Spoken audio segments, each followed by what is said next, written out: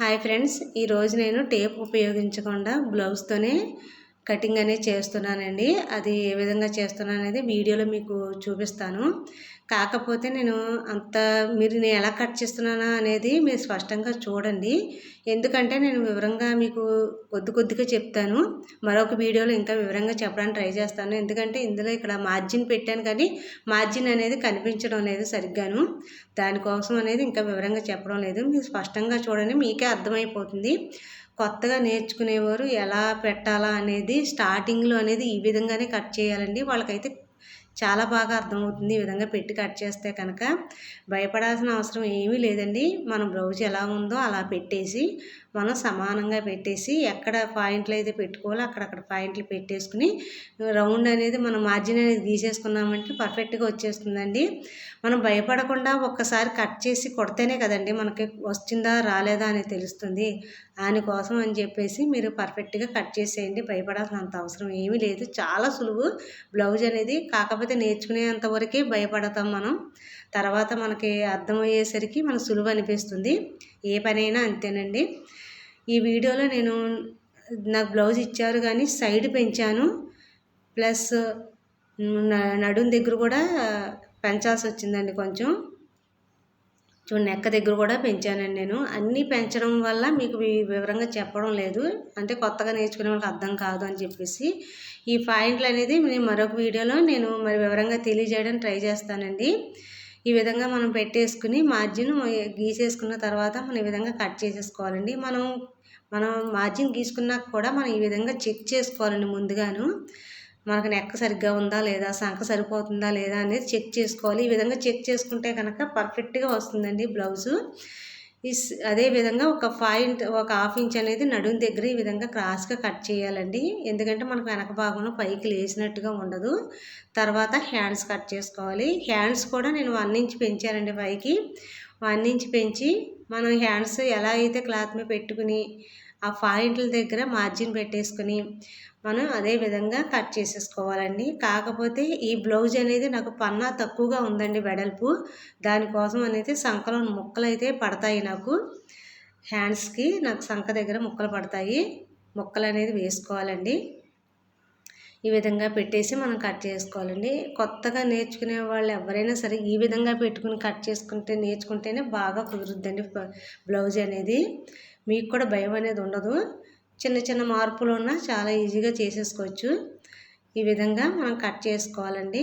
Cut చేసుకున్న తర్వాత నేను సంఖ దగ్గర మార్జిన్ అనేది మీకు పాయింట్ అనేది డ్రాయింగ్ అనేది గీసి చూపిస్తున్నాను. నేనైతే మామూలుగా కుట్టేటప్పుడు కట్ చేస్తానండి. అంటే మనకి అటు ఇటు అవుతూ ఉంటాయి. ఒక్కొక్కసారి వచ్చిన వాళ్ళైనా సరే ఒక్కొక్కసారి తేడా అనేది వచ్చేస్తుంది. ఆ తేడా రాకుండా నేను కుట్టిన తర్వాత లోతు అనేది తీసుకుంటానండి.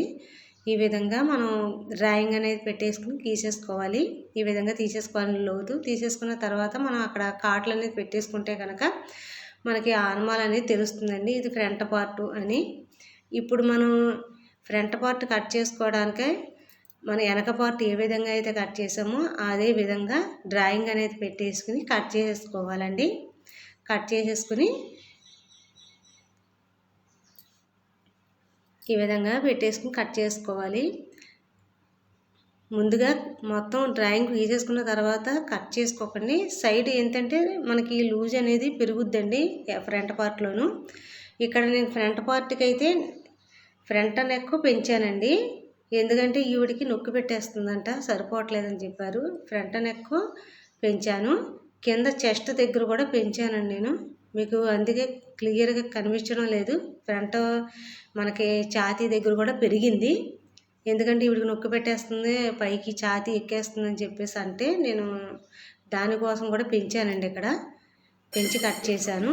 ఈ విధంగా కట్ చేసుకోవాలండి. మనకి ఏ విధంగా ఎన్ని విధాలుగా కట్ చేసుకున్నా సైడ్ అనేది పెరుగుద్దండి. ఫ్రంట్ పార్ట్ ఒక హాఫ్ ఇంచ్ కానీ 1 ఇంచ్ కానీ పెరుగుద్ది.